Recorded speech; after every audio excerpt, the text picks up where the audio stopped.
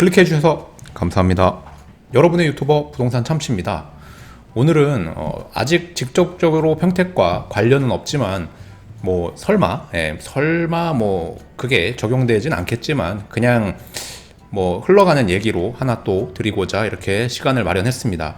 지금 정부에서 분양가 상한제 적용 지역에 의무 거주 기간을 부여했는데 아직 이게 평택에 적용되진 않았습니다. 우리가 설마 하다가 조정 대상 지역으로 저희가 지금 한 방에 평택 시장이 침체됐는데 이게 설마 그거까지 분양가 상한제까지 평택까지 내려오진 않겠죠. 왜냐하면 아직 수원이나 동탄 이런 데도 지정이 안 됐으니까요.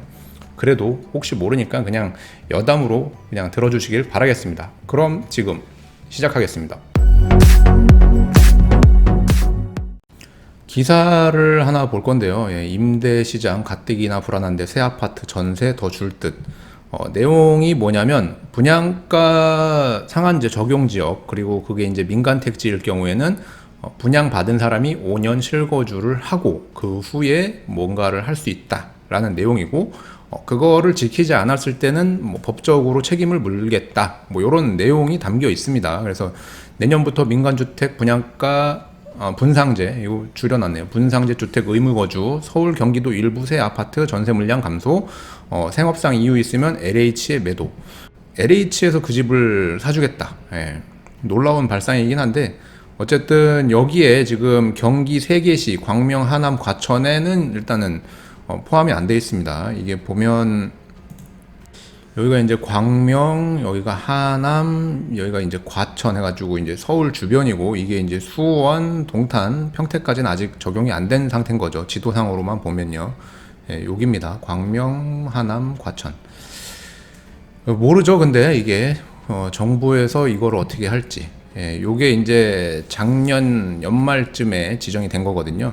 문서를 보면 요게 이제 2019년도 12월 17일 날 국토부에서 분양가 상한제 적용 지역으로 해서 서울 다, 웬만하면 다 하고, 경기도는 여기 과천시, 하남시, 그리고 광명시 이렇게 돼 있는 겁니다. 12월 17일, 19년도 12월 17일부터 지정 해제시까지 이렇게 돼 있어요. 그러니까는 지정한 지 한 8개월 정도 된 거고, 이게 추가 지정을 할지 안 할지는 이제 주택 시장을 봐가면서 결정을 내리겠죠.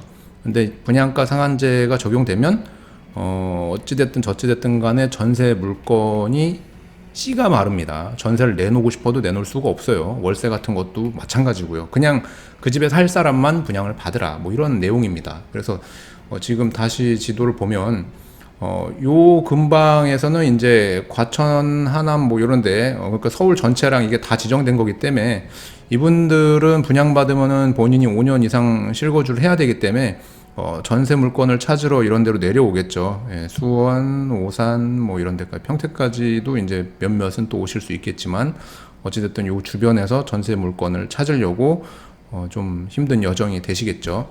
그런 내용이 여기 담겨 있습니다. 아파트 전월세 완충 효과 없어진다. 민간 택지 분양가 상한제가 적용되는 지역은 쭉 돼 있고, 이들 지역에서는 준공 후 집주인이 직접 들어가 살아야 하기 때문에 새 아파트 전세 물량은 씨가 마를 것으로 보인다.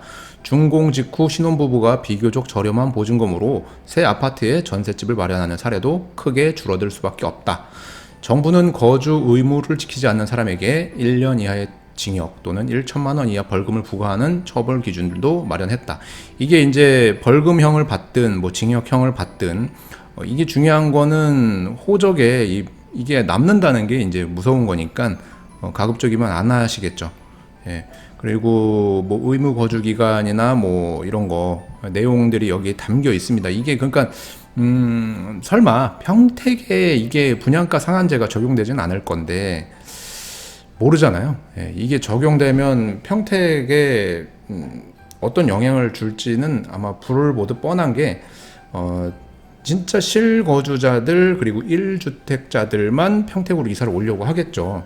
왜냐면은 그 집을 지금 조정 대상 지역이기 때문에 평택에 집을 분양을 받든 아니면은 매수를 하든 간에 평택으로 와야 되는 상황이고, 오로지 현금으로만 운영하시는 분들은 그런 제약 없이 집을 사실 수 있겠지만 집을 전액 현금으로 사시는 분이 열에 한 명도 안 되시고 한 100에 한두 명 정도 되실 건데, 예, 그런 분들만 이제 집을 사시고 나머지는 출퇴근을 좀 하시지 않을까요? 물론 뭐 전세를 살고 싶어도 못 오는 상황이 될 테니까. 이게 평택에는 적용이 안 되기를 바랄 수밖에 없습니다. 그리고 이 집을 더 이제 기가 막힌 건 분양가 상한제 적용 지역은 그 집을 싸게 분양받았으니 5년 이내에 시세 차익을 보고 팔지 마라. 만약에 그럴 것 같은 경우에는 LH에서 매입을 해주겠다. LH가 매입한 주택. 그러니까는 집을 팔고 싶으면 언제든지 팔 수 있지만 LH한테 팔아라. 이런 내용이고 시세 차익을 못 준다. 이런 내용이기 때문에 분양가 상한제가 적용된 지역에서는 5년 동안은 그 아파트 매매 시세가 안 움직이겠죠. 아마 전혀 뭐 매매를 할 수 없기 때문에 분양하고 준공까지 대략 한 30개월 정도, 그 기간에는 어차피 분양권 전매가 안 되니까 시세가 없고, 그 이후에 5년이 또 추가적으로 되니까 대략 한 7, 8년 정도는 그 집의 시세가 변동이 없는 거예요. 왜냐면 전세도 못 놓고 의무 거주를 해야 되니까, 월세도 못 놓고 그냥 그 집에 살아야 되기 때문에 분양가 상한제 적용 지역에서 내가 분양을 받으면 약 8년 동안은 전혀 시세 변동이 없는, 그냥 완전히 그냥 스탑되고, 그 주변 아파트 값이 뭐 1억이 오르던 10억이 오르던 나랑은 크게 상관이 없어지는 거고, 이게 의무 기간을 다 채우고 나서 그 후에도 그게 유지된다면 뭐 그때는 어느 정도 시세 차익을 누려볼 수 있겠지만, 뭐 어쨌든 요 지금 분상제가 적용된 지역들은 굉장히 핫한 지역들이기 때문에 서울과 굉장히 인접돼 있고요. 근데 이게 조정 대상 지역이 평택에 지정이 안 될 걸로 알았다가 된 것처럼 모르는 거예요. 이게 어떻게 될지. 여기 요거는 이제 국토부에서 이제 8월 11일 날 주택법 개정안이 국무회의에 의결됐다 해가지고 요런 내용이 쭉 담겨 있는데, 요 내용입니다. 요 내용은 보면은 이제 국무회의 의결, 그래서 분양가 상한제 적용 주택 입주자의 거주 의무 도입, 이게 이제 뭐 법제화가 되는 겁니다. 그래서 분양가 상한제가 지금은 안 돼 있어도 분양가 상한제 적용을 받게 되면 바로 이 법을 적용받는 거예요. 5년 범인의 거주 의무 도입 위반 시 처벌하고, 생업상의 사정 등 이유로 거주 의무 기간 내 거주를 이전하는 경우 LH에다가 이걸 매입해라.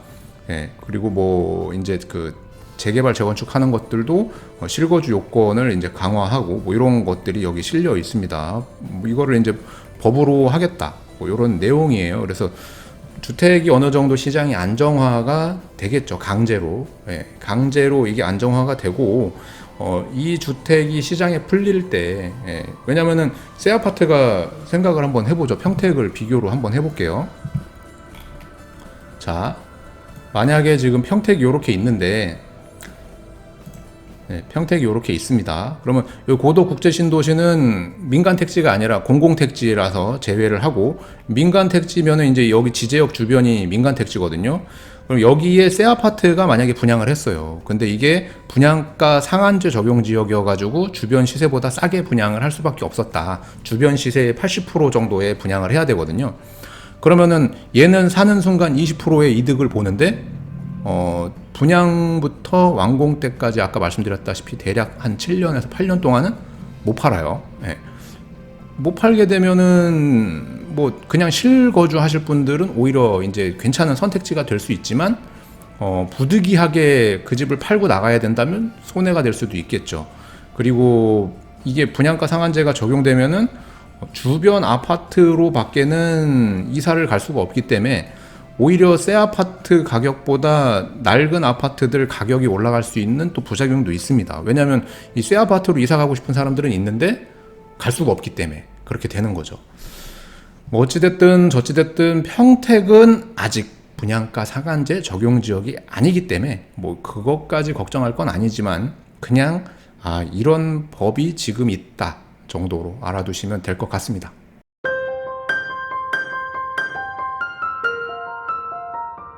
오늘은 분양가 상한제가 어떤 건지, 그리고 그게 평택에 적용이 되는지, 그리고 이게 어떤 부작용이 있고 또 어떤 장점이 있는지 그냥 여담식으로 또 영상을 하나 마련해 봤습니다. 여러분 생각은 어떠신가요? 이 분양가 상한제가 정말 만에 하나 평택에 적용된다면 파급력이 좀 있겠죠. 왜냐하면 그 아파트는 뭐 당분간 거래가 안 되는 아파트니까요. 지금도 평택에 뭐 이편한 세상이 이제 분양을 하고 뭐 성적이 그렇게 좋진 않지만 예상했던 바고요. 지제 쪽도 지금 생각보다 청약을 미루고 좀 관망해 보겠다라고 하시는 분들 의견이 좀 많이 있습니다. 그래서 과연 여러분들도 이 똘똘한 거를 어디에다가 집중하실지가 이제 많은 고민이 되실 거고, 현재 뭐 고덕 주변에 분양권 상태로 있는 몇몇 아파트들, 그리고 뭐 스타필드를 뭐 어쩌고 했다가 해가지고 뭐 거기 이제 분양권으로 있는 아파트, 요런 아파트들이 현재 굉장히 가격이 많이 빠졌습니다. 그래서 그 가격이 뭐 좀 더 빠진다면, 정말 마이너스까지 갈 것 같은데, 마이너스까지 간다면 전반적인 이런 침체 흐름에서 과연 어디는 오르고 어디는 떨어지고 이게 어떻게 바뀔지, 이런 부분도 제가 늘 보고 있기 때문에 그런 변동이 있으면 또 중간중간 또 브리핑하는 영상 마련해 보겠습니다. 앞으로도 이런 정보가 궁금하시다면 구독을, 그리고 남들보다 조금 빨리 접하고 싶다면 알람 설정을, 이 영상이 도움되셨다면 좋아요를, 또는 싫었다면 싫어요를, 그리고 응원 댓글 부탁드리겠습니다. 오늘도 시청해 주셔서 대단히 고맙습니다. 저는 다음에 더 좋은 영상으로 찾아뵙겠습니다. 고맙습니다.